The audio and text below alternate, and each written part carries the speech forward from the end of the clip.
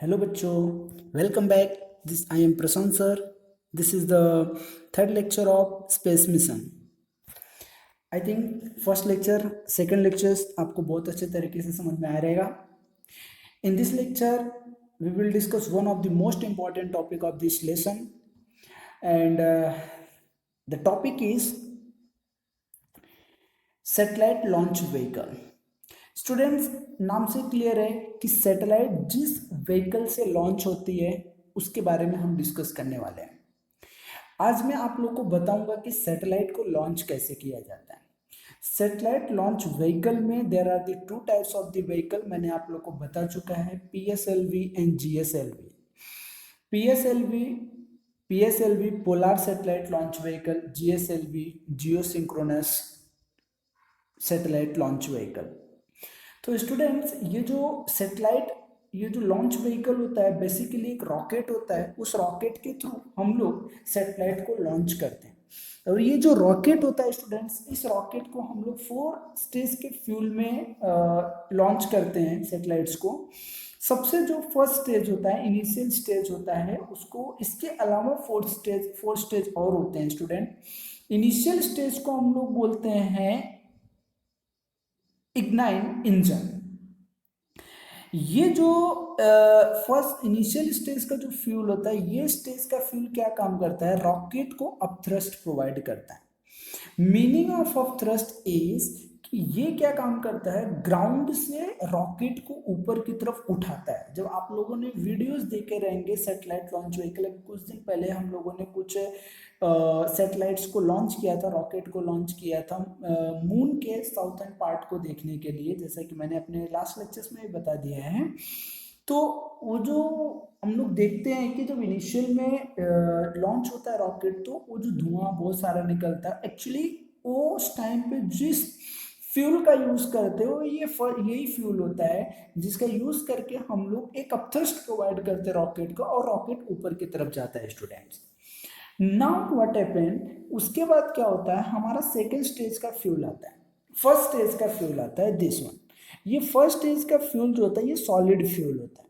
ये क्या काम करता है, सैटेलाइट्स को, रॉकेट को एक सर्टेन हाइट तक लेके जाता है, कुछ हाइट प्रोवाइड करता है. अच्छा, ये सॉलिड फ्यूल्स इसलिए यूज होते हैं क्योंकि अर्थ के जितना क्लोज रॉकेट रहता है, अर्थ का अट्रैक्शन रॉकेट को उतना ज्यादा रहता है.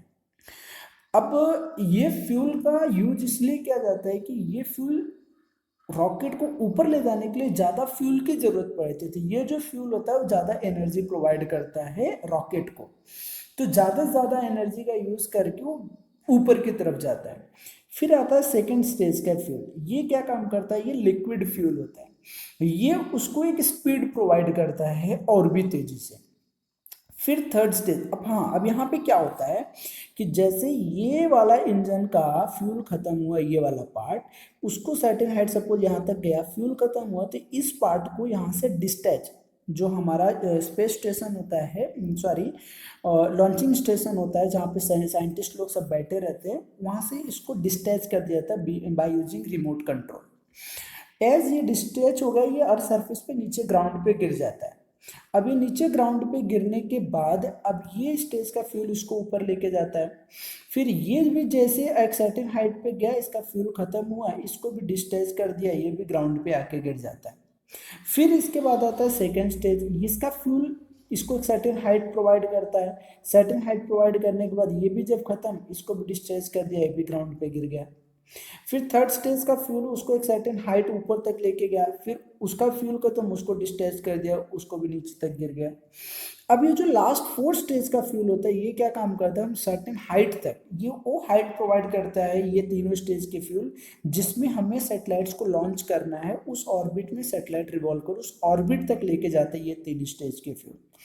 अब ये जो फोर्थ स्टेज का फ्यूल है, ये सबसे अहम रोल यूज करता है, सबसे इंपॉर्टेंट रोल यूज करता है बेटा, सबसे बड़ा काम करता है.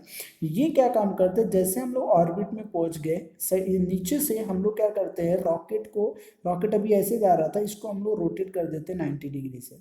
रॉकेट जो ऐसे जा रहा था, अभी ये ऐसे रोटेट हो जाएगा. अब ये 90 डिग्री से रोटी इसको ऑर्बिट के पाथ में हम लोग ले लेंगे।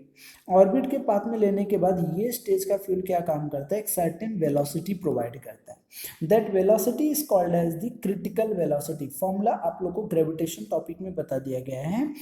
उस क्रिटिकल वेलोसिटी से ये सैटेलाइट अपने ऑर्बिट में रिवॉल्व करने लगता है लाइक दिस। ये जैसे रिवॉल्व कर रहे हैं, ये सैटेलाइट्स देख रहे हैं आप लोग, ये सैटेलाइट जैसे रिवॉल्व कर रहे हैं वैसे सैटेलाइट अपने ऑर्बिट में कंटिन्यूसली रिवॉल्व करने लगता है।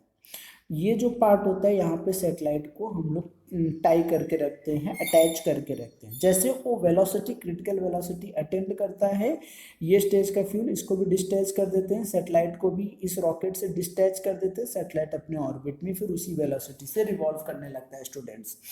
तो ये वो कंसेप्ट है जहाँ से हम लोग डिस्कस कर रहे हैं कि किस तरीके से सैटेलाइट लॉन्च होता है। ये जो मैं आपको भी एक फोटो दिखा रहा हूँ, पिक दिखा रहा हूँ, इसमें ये चारों स्टेज को किस तरीके से हम लोगों ने डिस्टैच किया एक सर्टेन हाइट पे ले जाने के बाद, वो पूरा कंसेप्ट यहाँ पे आपको समझ में आ जाएगा। एंड द वेलोसिटी, और एक चीज और, जब अर्थ सरफेस से किसी भी रॉकेट को अपथ्रस्ट प्रोवाइड करना होता है तो एक वेलोसिटी प्रोवाइड करना होता है बेटा।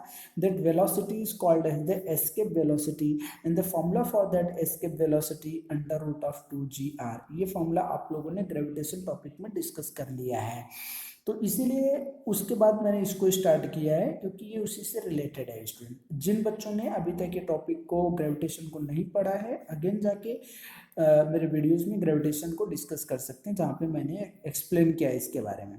ठीक है, तो ये कंसेप्ट आपको समझ में आगे रहेगा किस तरीके से सैटेलाइट को हम लोग लॉन्च करते हैं। Now our next topic is the space mission away from the earth surface. Earth surface के ऊपर स्पेस मिशन जो हमारे हुए हैं उनके बारे में हम लोग डिस्कस करते हैं। The first space mission and the object which is closest to the earth that is the moon, and the first space mission is the moon mission.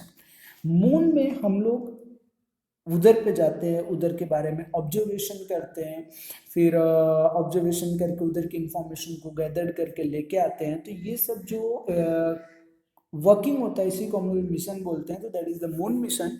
Since the moon is the closest astronomical object to us, the first space mission to object in the solar system where the mission to the moon mission. ठीक है student, such mission है so far been executed by USA. बहुत पहले ये USA के through execute किया था। First space craft launches by union Soviet in the year of 1959 was Luna 2। This mission was unmanned mission. इसका मतलब ये हुआ कि ये मिशन किसी भी आदमी के बिना किया गया था, मतलब इसमें कोई भी इंसान नहीं गया था इस मिशन के थ्रू। इसके बाद 1972 में अमेरिका ने अपने सैटेलाइट्स को लॉन्च किया था बेटा। तो उसके बाद उसमें बहुत सारे 15 ऑफ ऐसे मिशन थे जो अनसक्सेसफुल हुए मून मिशन में।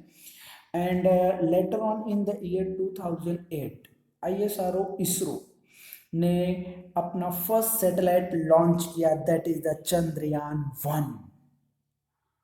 This was the successful mission, और फर्स्ट टाइम में इंडिया ने मून मिशन में अपने चंद्रयान 1 को प्लेस किया in the orbit of moon. ठीक है, इसके पहले के जितने मिशन थे सब अनमैन्ड मिशन थे। जब पहले के मिशन, इंडिया तो गया था लेकिन उसके पहले भी जो अमेरिका वगैरह ने लॉन्च किया था सब अनमैन्ड थे। अनमैन्ड मिशन क्या होता है कि यहाँ पे रॉकेट को लॉन्च करके उधर की इन्वायरमेंट के बारे में, उधर की एयर के बारे में, उधर की गैसेस के बारे में पता करते हैं हम लोग कैमरा के थ्रू, सेंसर के थ्रू। एंड वहाँ पे for example air, water present है कि नहीं प्रेजेंट है, सब कुछ इंफॉर्मेशन गैदर करने के बाद फिर इंसान को भेजा जाता है उधर पे। अगर ये इंफॉर्मेशन के बिना इंसान गया वहाँ पे, पता चला उधर पे कुछ हार्मफुल गैसेस हैं जो इंसान के कांटेक्ट में आने के बाद इंसान की तुरंत डेथ हो जाती है, तो एक साइंटिस्ट हमारे लिए बहुत इंपॉर्टेंट होता है। हम ऐसे ही किसी भी साइंटिस्ट को लॉन्च उस जगह पे नहीं भेज सकते हैं, जिसके लिए सबसे पहले अनमैन्ड मिशन होता है, फिर उसके बाद मैन्ड मिशन होता है। ठीक है students, this was first mission, moon mission. After that next is the Mars mission. Mars is the next closest object from the earth's surface. After the moon, this is the next closest object from the earth's surface. Mars mission is difficult and almost half the mission were unsuccessful. Students, ये थोड़ा height ज़्यादा है इसका, इसमें GSLV जाता है, इस mission के लिए हम लोग GSLV का यूज़ करते हैं।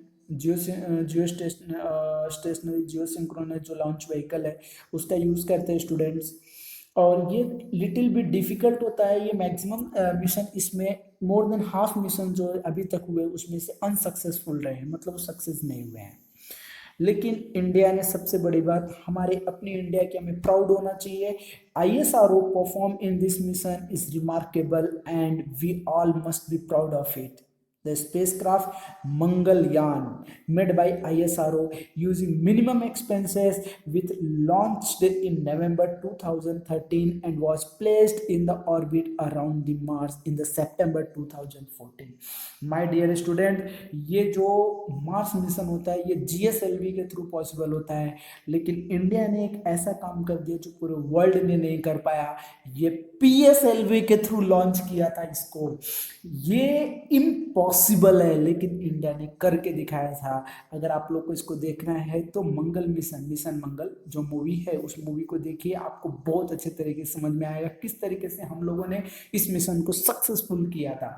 This was very very remarkable and proud करने वाला मोमेंट है। हम लोगों ने ऐसा करके दिखाया, ISRO ने करके दिखाया, इंडियन स्पेस रिसर्च ऑर्गेनाइजेशन ने करके दिखाया students. This was the second most important mission. After that, we will discuss in this topic that the mission to other planets. तो स्टूडेंट मून मार्स के बाद हम लोग दूसरे प्लैनेट्स के बारे में भी मिशन कर रहे हैं, दूसरे प्लैनेट्स पे भी जाने के लिए, लेकिन अभी तक वहाँ पे हम लोग नहीं जा पाए हैं। अभी तक हम लोगों ने अपने सैटेलाइट्स को लॉन्च किया, वहाँ पे रॉकेट को लॉन्च करके उधर के बारे में इंफॉर्मेशन गैदर कर रहे हैं, उधर के बारे में कैमरास के थ्रू हम लोग इंफॉर्मेशन ले रहे हैं। After some time what happen, हमें जैसे इंफॉर्मेशन हो जाएगा अगेन हम लोग उस पॉइंट पे पहुंच जाएंगे। नेक्स्ट इज द जो अपने को समझना है स्पेस डेब्रिस के बारे में। स्पेस डेब्रिस क्या होता है स्टूडेंट्स, इस कंसेप्ट को अच्छे से जरा समझना। जब हम लोग सैटेलाइट को लॉन्च करते हैं एट एन सर्टेन हाइट, जहाँ पे 4th स्टेज का फ्यूल खत्म हुआ था, उसके बाद जहाँ पे सैटेलाइट रखा था लास्ट स्टेज में जो सैटेलाइट रखा था, वहाँ पे जब सैटेलाइट लॉन्च होता है तो वो सब पार्ट खुल जाते हैं, सैटेलाइट अंदर रहता है, वो सब पार्ट खुलते हैं, सैटेलाइट बाहर निकलता है। तो वो सब जो पार्ट रहता है रॉकेट का, सैटेलाइट्स का जब जो पार्ट रहता है, कवरिंग रहता है, वो अर्थ के सरफेस पे नहीं आ पाता है, उसी जगह पर रिवॉल्व करता है, डेब्रिसिस का काम करता है, कचरे की तरह वहाँ पे जमा हो जाता है। तो स्पेस में आजकल मैं आपको बता दूं इतना ज़्यादा डेब्रिसिस हो गया है कि स्टूडेंट्स वहाँ पे ट्रैफिक क्रिएट हो रहा है, सैटेलाइट से इसी किसी तरीके से जा के हिट कर देते हैं, कोलाइड हो जाते हैं, जिसकी वजह से कभी कभी सैटेलाइट्स में डैमेज हो जाता है। तो इससे बहुत सारे प्रॉब्लम्स आ रहे हैं, तो इसके मैनेजमेंट के लिए अभी भी साइंटिस्ट इसके ऊपर वर्क कर रहे हैं, बट अभी तक हमें कुछ सक्सेसफुल ऐसा नहीं मिल पाया, सक्सेस नहीं मिल पाया है कि उसको हम लोग मिनिमाइज कैसे कर सके स्पेस डेब्रिसिस को।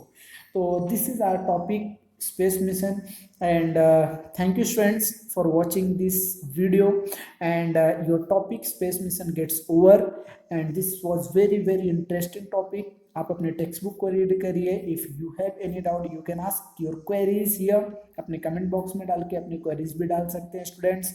And at last remember one thing, अगर आपने वीडियो को लाइक एंड सब्सक्राइब नहीं किया है, लाइक कर दीजिए, चैनल को सब्सक्राइब कर दीजिए, and one most important thing, इस वीडियो के बेल आइकन को जरूर दबा दें। हमारे इंपॉर्टेंट टॉपिक आपको रीच होते जाएंगे, नोटिफिकेशन आपको मिलता जाएगा। तो स्टूडेंट